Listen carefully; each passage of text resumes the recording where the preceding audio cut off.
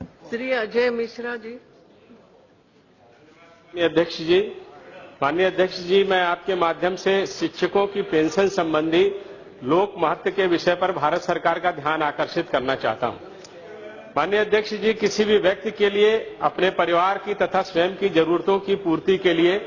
ऐसे समय में जब उसकी आमदनी के स्रोत बंद हो जाते हैं और वो अपना कार्यकाल समाप्त करके रिटायर हो चुका होता है, पेंशन ही बहुत बड़ा आधार होता है, या उस समय में जो वो बचत करता है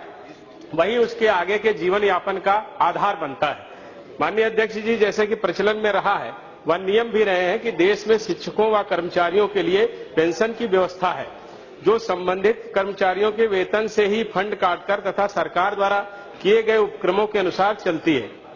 ऐसा शिक्षकों के लिए भी लागू था, परंतु उक्त पेंशन व्यवस्था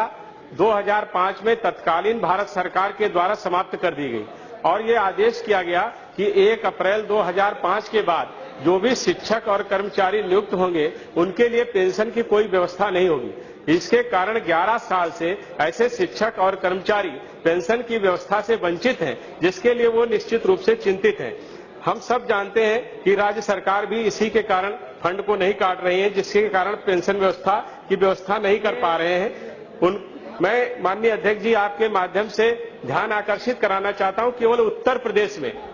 ऐसे शिक्षकों और कर्मचारियों की संख्या 9 लाख है और वो अपनी जो उनको आर्थिक असुविधा हो रही है और उनको लगता है कि वो आर्थिक रूप से सुरक्षित नहीं रहेंगे रिटायर होने के बाद, वो चिंतित है, आंदोलनरत है और लगातार वो ये प्रयास कर रहे हैं किसी तरीके से व्यवस्था पुनः लागू की जाए। माननीय अध्यक्ष जी, मैं आपके माध्यम से भारत सरकार से अनुरोध करता हूं कि 1 अप्रैल 2005 के बाद जो शिक्षक और कर्मचारी नियुक्त किए गए हैं पूर्ववत उनके लिए भी पेंशन व्यवस्था को पुनः भारत सरकार